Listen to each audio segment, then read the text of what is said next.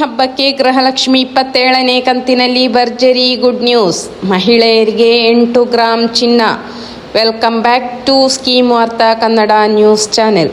ಈ ವಿಡಿಯೋದಲ್ಲಿ ಗೃಹಲಕ್ಷ್ಮಿ ಯೋಜನೆ 27ನೇ ಕಂತಿನ ಒಂದು ಅಪ್ಡೇಟ್ ಕೂಡ ಮಾಡ್ತಾ ಇದ್ದೇನೆ. ಅದೇ ರೀತಿ ಒಂದು ವಿಶೇಷವಾದ ಒಂದು ಮಾಹಿತಿಯನ್ನು ಕೂಡ ಇದರಲ್ಲಿ ಕೊಡ್ತಾ ಇದ್ದೇನೆ. ಇನ್ನು ಹಣ ಬಿಡುಗಡೆ ಈಗ ಆಲ್ರೆಡಿ ಸ್ಟಾರ್ಟ್ ಆಗಿದೆ. ಗೃಹಲಕ್ಷ್ಮಿ ಯೋಜನೆಯ 27ನೇ ಕಂತಿನ ಹಣ ಈಗಾಗಲೇ ಬಿಡುಗಡೆ ಆಗಿದೆ.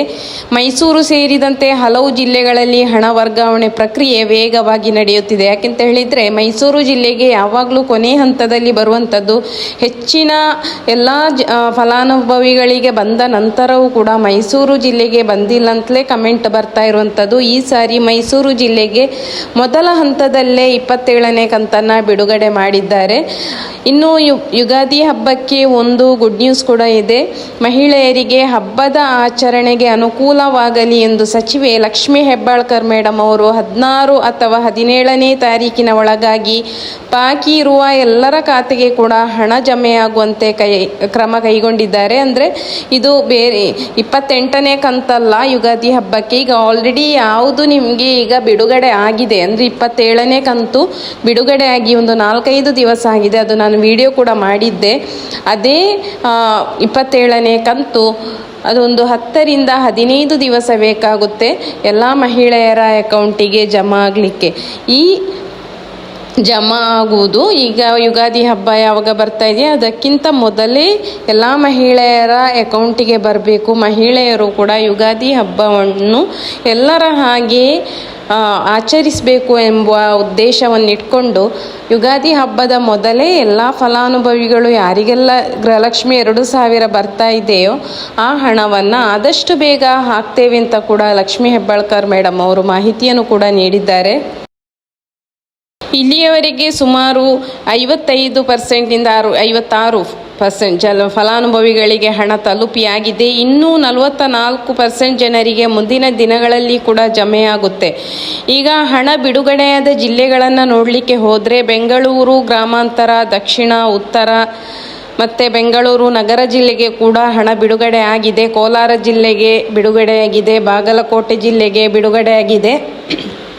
ಬೆಳಗಾವಿ, ಚಿತ್ರದುರ್ಗ, ಕೊಪ್ಪಳ ಜಿಲ್ಲೆಗೂ ಕೂಡ ಬಿಡುಗಡೆಯಾಗಿದೆ. ಗುಲ್ಬರ್ಗ, ಗದಗ್, ಮಂಡ್ಯ, ತುಮಕೂರು, ಚಿಕ್ಕಬಳ್ಳಾಪುರ, ಮೈಸೂರು, ದಾವಣಗೆರೆ, ರಾಮನಗರ, ಉಡುಪಿ, ರಾಯಚೂರು ಮತ್ತು ಬಳ್ಳಾರಿ ಸೇರಿದಂತೆ ಒಟ್ಟು 18ರಿಂದ 20 ಜಿಲ್ಲೆಗಳಿಗೆ ಹಣ ಜಮಾ ಪ್ರಕ್ರಿಯೆ ಆರಂಭವಾಗಿದೆ. ಇನ್ನು ಬಾಕಿ ಇರುವಂಥದ್ದು ಹಾಸನ ಜಿಲ್ಲೆ, ಚಿಕ್ಕಮಗಳೂರು ಜಿಲ್ಲೆ, ಶಿವಮೊಗ್ಗ, ಕೊಡಗು ಜಿಲ್ಲೆ, ಬಿಜಾಪುರ ಮತ್ತು ಧಾರವಾಡ ಜಿಲ್ಲೆಗಳಿಗೆ ಇನ್ನೂ ಹಣ ಜಮೆಯಾಗಲು ಬಾಕಿ ಇದೆ. ಇದು ಜಮೆಯಾಗಲು ಬಾಕಿ ಇದೆ ಅಂತ ಹೇಳಿದರೆ ಗೃಹಲಕ್ಷ್ಮಿ ನಾನು ಎಲ್ಲ ವಿಡಿಯೋದಲ್ಲಿ ಹೇಳುವ ಹಾಗೆ 3 ಹಂತದಲ್ಲಿ ಬಿಡುಗಡೆ ಮಾಡ್ತಾರೆ. ಮೊದಲ ಹಂತದಲ್ಲಿ ಒಂದು 45ರಿಂದ 50% ಜನರಿಗೆ ಜಮಾ ಆಗುತ್ತೆ. 2ನೇ ಹಂತದಲ್ಲಿ ಉಳಿದ ಜಿಲ್ಲೆ ಯಾವುದುಂಟು ಎಲ್ಲ ಜಿಲ್ಲೆಗಳಿಗೂ ಕೂಡ ಹಣವನ್ನು ಬಿಡುಗಡೆ ಮಾಡ್ತಾರೆ. ಅದರಲ್ಲಿ 10% ಜನರಿಗೆ 3ನೇ ಹಂತದ ಏನು ಬಿಡುಗಡೆ ಮಾಡ್ತಾರೋ ಆ ಹಂತದಲ್ಲಿ ಬರುವಂಥದ್ದು. ಅಂದರೆ ಮೊದಲಿನ ಕಂತು ಯಾರಿಗೆಲ್ಲ ಬಂದಿಲ್ಲ ಅಂಥವರಿಗೂ ಕೂಡ ಈ 3ನೇ ಹಂತದಲ್ಲಿ ಕೂಡ ಬರುತ್ತೆ. ಮೊದಲ ಹಂತದಲ್ಲಿಯೂ ಕೂಡ ಬರುತ್ತೆ. ಅಂದರೆ ಯಾವುದೇ ರೀತಿ ಟೈಮಿಂಗ್ಸ್ ಇಲ್ಲ. ಟೈಮಿಂಗ್ಸ್ ರಾತ್ರಿ 10 ಗಂಟೆವರೆಗೂ ಕೂಡ ನಿಮಗೆ ಗೃಹಲಕ್ಷ್ಮಿ ಹಣ ಬರುತ್ತೆ. ಇನ್ನು ಉಳಿದವರಿಗೆ ಬಂದಿಲ್ಲ ಅಂತ ಹೇಳಿದರೆ ಹೆದರುವಂಥ ಅವಶ್ಯಕತೆ ಇಲ್ಲ. ಯಾಕೆಂತ ಹೇಳಿದರೆ ಇನ್ನು 4-5 ದಿವಸದಲ್ಲಿ ಎಲ್ಲ ಜಿಲ್ಲೆಗಳಿಗೂ ಕೂಡ ಹಣವನ್ನು ಆಲ್ರೆಡಿ ಬಿಡುಗಡೆ ಮಾಡಿ ಆಗಿದೆ. DBT ಮೂಲಕ ಬರುವಂಥದ್ದು. ಆಲ್ರೆಡಿ DBTಯಲ್ಲಿ ಪುಷ್ ಮಾಡಿದರೆ ನಿಮಗೆ ಇದು 4-5 ದಿವಸದಲ್ಲಿ ಎಲ್ಲರ ಅಕೌಂಟಿಗೂ ಕೂಡ ಬರುತ್ತೆ. ಒಂದು ವೇಳೆ ನಿಮಗೆ 27ನೇ ಕಂತು 2,000 ಹಣ ಬಂದಿಲ್ಲ ಅಂತ ಹೇಳಿದರೆ ಮುಂದಿನ 28ನೇ ಕಂತಿನ ಜೊತೆಗೆ ಒಟ್ಟು 4,000 ರೂಪಾಯಿ ಜಮೆಯಾಗುತ್ತೆ. ಅಂದರೆ 4,000 ಅಂದರೆ ಒಟ್ಟಿಗೆ ಬರುವುದಲ್ಲ. ಮೊದಲ ಹಂತದಲ್ಲಿ 2,000, 2 ಅಥವಾ 3ನೇ ಹಂತದಲ್ಲಿ 2,000 ಈ ರೀತಿ ಬರುವಂಥದ್ದು. ಅಥವಾ ಇವತ್ತು ಬಂದರೆ ನಾಳೆ ಬರೋದು ಆ ರೀತಿ ಬರುತ್ತೆ. ಇನ್ನು ಪೆನ್ಷನ್ ಹಣದ ಬಗ್ಗೆ ನೋಡಲಿಕ್ಕೆ ಹೋದರೆ ಇನ್ನು 2-3 ದಿನಗಳಲ್ಲಿ ಮಾರ್ಚ್ ತಿಂಗಳ ಪೆನ್ಷನ್ ಹಣ ಕೂಡ ಬಿಡುಗಡೆಯಾಗುವಂತಹ ನಿರೀಕ್ಷೆ ಇದೆ. ಇನ್ನು PM ಕಿಸಾನ್ ಯೋಜನೆಯಲ್ಲಿ ಅಂದರೆ ಮಾರ್ಚ್ 13ಕ್ಕೆ ಬಿಡುಗಡೆಯಾಗುತ್ತೆ. ಸಂಜೆ ವೇಳೆಗೆ ಅಥವಾ ಮುಂದಿನ 1-2 ದಿನಗಳಲ್ಲಿ ರೈತರ ಖಾತೆಗೆ 2,000 ರೂಪಾಯಿ ಏನು PM ಕಿಸಾನ್ ಯೋಜನೆ ಮೂಲಕ ಜಮಾ ಆಗುತ್ತೆ ಅದು ಜಮಾ ಆಗುತ್ತೆ.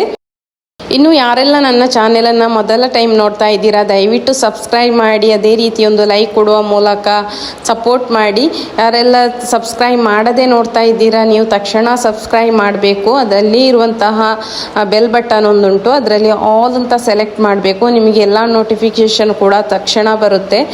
ಅದೇ ರೀತಿ ನಾನು ಈ ವಿಡಿಯೋದಲ್ಲಿ ಒಂದು ಹೇಳಿದ್ದೆ 8 ಗ್ರಾಮ್ ಚಿನ್ನ ಕೊಡ್ತಾರೆ ಅಂತ ಹೇಳಿ. ಇದು ನಮ್ಮ ಕರ್ನಾಟಕ ಜಿಲ್ಲೆಯಲ್ಲಿ ಅಲ್ಲ, ಕರ್ನಾಟಕದಲ್ಲಿ ಪಂಚ ಗ್ಯಾರಂಟಿ ಯೋಜನೆ ಹೇಗೆ ಅನುಷ್ಠಾನಕ್ಕೆ ತಂದಿದ್ದಾರೋ ಅದನ್ನು ನೋಡಿಕೊಂಡು ಈಗ ಎಲ್ಲ ಕಡೆಯೂ ಕೂಡ ಒಂದು ಗ್ಯಾರಂಟಿ ಯೋಜನೆಯನ್ನು ಕೊಡ್ತಾ ಇದ್ದಾರೆ.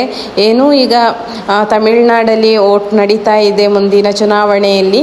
ಆ ಚುನಾವಣೆಗಿಂತ ಮೊದಲು ಅಲ್ಲಿಯ ಒಂದು ಪಕ್ಷ ಯಾರೆಲ್ಲ ಮಹಿಳೆಯರು ಮದುವೆ ಆಗ್ತಾರ ಅಂಥವರಿಗೆ, ಮಹಿಳೆಯರಿಗೆ ಅಂದರೆ ಮತದಾನ ನಡೆದ ನಂತರ ಅವರ ಪಕ್ಷ ಗೆದ್ದು ಬಂದರೆ ಆ ಟೈಮಲ್ಲಿ ಯಾವುದೆಲ್ಲ ಮಹಿಳೆಯರಿಗೆ ಮದುವೆ ಆಗ್ತದೆ, ಅಂದರೆ ಮದುವೆ ಆಗಿರುವವರಿಗೆಲ್ಲ, ಅಂದರೆ ಎಲ್ಲ ಮಹಿಳೆಯರಿಗೆಲ್ಲ ಮದುವೆ ಆಗ್ತಾ ಇರುವಂತಹ ಮಹಿಳೆಯರಿಗೆ 8 ಗ್ರಾಮ್ ಚಿನ್ನವನ್ನು ಕೊಡ್ತೇವೆ ಅಂತ ಕೂಡ ಒಂದು ಗ್ಯಾರಂಟಿ ಯೋಜನೆಯನ್ನು ಕೊಡ್ತಾ ಇದ್ದಾರೆ.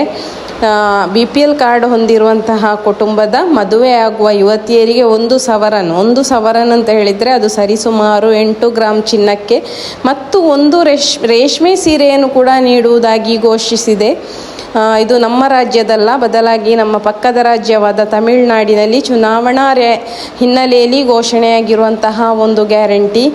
ಅದರಲ್ಲಿ ನಾನು ಹೇಳ್ತಾ ಇರುವಂಥದ್ದು, ಸರ್ಕಾರಗಳು ಉಚಿತವಾಗಿ ಚಿನ್ನ ಕೊಡುವುದಕ್ಕಿಂತ ಮಾರುಕಟ್ಟೆಯಲ್ಲಿ ಚಿನ್ನದ ಬೆಲೆಯನ್ನು ಕಡಿಮೆ ಮಾಡಿದರೆ ಸಾಮಾನ್ಯ ಜನರಿಗೆ ತಮ್ಮ ಶಕ್ತಿಯನುಸಾರ ಚಿನ್ನ ಖರೀದಿಸಲು ಕೂಡ ಅನುಕೂಲವಾಗುತ್ತದೆ ಎಂದು ಕೂಡ ನಂದು ಕೂಡ ಒಂದು ಅಭಿಪ್ರಾಯ. ಯಾಕೆಂತ ಹೇಳಿದರೆ ಈಗ ಚಿನ್ನದ ರೇಟು 15,000ಕ್ಕೆ ತಲುಪಿಯಾಗಿದೆ. ಇನ್ನು ಅದರದ್ದು ವೇಸ್ಟೇಜ್ ಎಲ್ಲ ಸೇರಿ 17-18,000 1 ಗ್ರಾಮಿಗೆ ಆಗುತ್ತೆ. ಇದು ಜನಸಾಮಾನ್ಯರಿಗೆ ಒಂದು ಸಮಸ್ಯೆಯೇ ಸರಿ. ಜನಸಾಮಾನ್ಯರು ಚಿನ್ನ ತಗೊಂಡು ತಮ್ಮ ಮಕ್ಕಳಿಗೆ ಮದುವೆ ಮಾಡೋದು ಕೂಡ ಒಂದು ಕನಸಿನ ಮಾತು ಅಂತ ಅನಿಸ್ತಾ ಇದೆ. ಇವತ್ತಿನ ವಿಡಿಯೋದಲ್ಲಿ ಇಷ್ಟೇ ಅಪ್ಡೇಟ್ಸ್ ಇರುವಂಥದ್ದು. ನಿರಂತರ ಸುದ್ದಿಗಾಗಿ ಸ್ಕೀಮ್ ವಾರ್ತಾ ಕನ್ನಡ ನ್ಯೂಸ್ ಚಾನೆಲನ್ನು ಸಬ್ಸ್ಕ್ರೈಬ್ ಮಾಡಲು ಮರೆಯದಿರಿ.